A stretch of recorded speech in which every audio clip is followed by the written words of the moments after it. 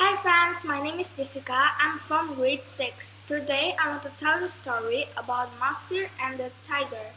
Ta-da! And I will start the story now. Once upon a time, deep in the jungle, a mouse deer was humming to himself while he was munching some succulent fruits. He was really happy because there were a lot of gooseberries. He loved gooseberries. It was one of his favorite fruits next to rambutan and pink guava.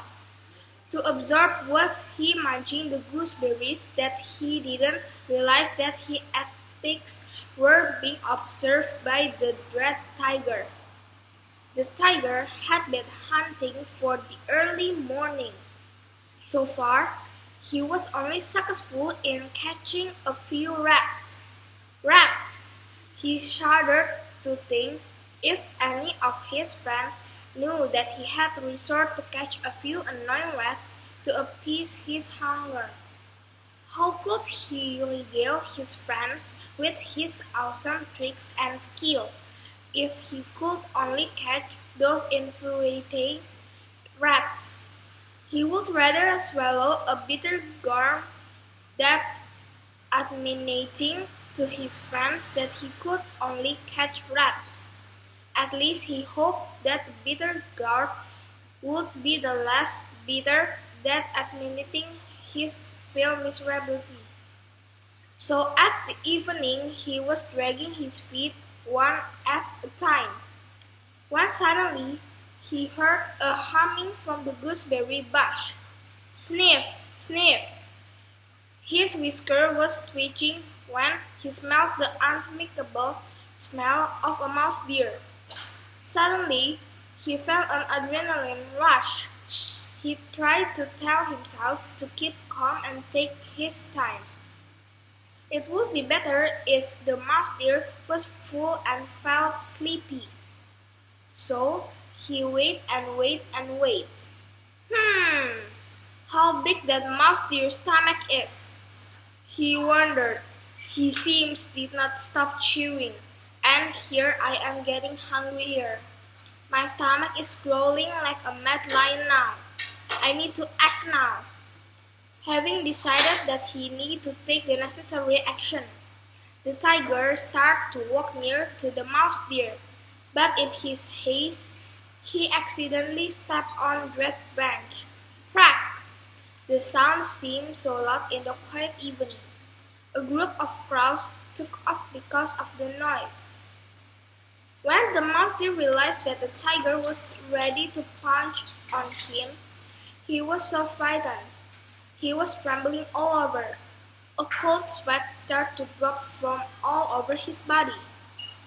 He knew he would be a dead meat if he did nothing fast enough. A little mouse deer, be prepared to meet your maker. I am going to eat your juicy red meat shortly, roared the tiger. Oh my, Master Tiger, you nearly frightened me to death. I do hope you are not starving at the moment, because you cannot eat me. I have been entrusted by the King Solomon to safeguard his most treasured item, said the mouse deer while pointing his right paw to a bee nest dangled from a rambutan tree. What is that? Asked the tiger curiously. Thought the tiger was a frightened hunter in the jungle, but he was known to have a bright mind. Oh, that is the gold gong of the King Solomon. His Majesty likes to hear the sound of the gong when he is hunting in the jungle, replied the mouse deer. It must give the sweetest sound when it is pounded, said the tiger with an excited voice. Of course, after all is it His Majesty's gold gong. Whoever has the opportunity to listen the sound of gong will feel happy to the rest of the day, replied the mouse deer. He tried to make his sound more prideful rather than trembling with fright. You must be very proud to be able and to safeguard His Majesty's treasure. The tiger's voice was a bit envious. So can I for once be allowed to pound that magnificent gong? Asked the tiger. I am not, my dear tiger. I have been reminded not let anyone touch that precious gong, the mouse deer said with a sad voice. But deep down he was jumping with joy because the tiger had fallen into his trap. Oh, pretty, my dear mouse dear, please allow me to pound the gong this time. If you do that, I promise to let you go today, pleaded the tiger. His voice became windy and pitiful. The mouse deer stood silent for a few minutes, as if debating his decision. With a deep breath and sound remorseful, the mouse deer finally said, "Oh, because you are so kind to spare my life and I am grateful for that, I will allow you to pound on that gong. But because I am afraid of the wrath of His Highness Kingdom Solomon, you can only pound that precious gong when I am far from her. At least I can claim that I did not know who had pounded the gong. Promise me." I promise, said the tiger excitedly. Shush now. Go. Okay, I will shout pound when I am far enough from this place, and then you can start to pound to your heart's content, said the mouse deer while starting to retreat hastily.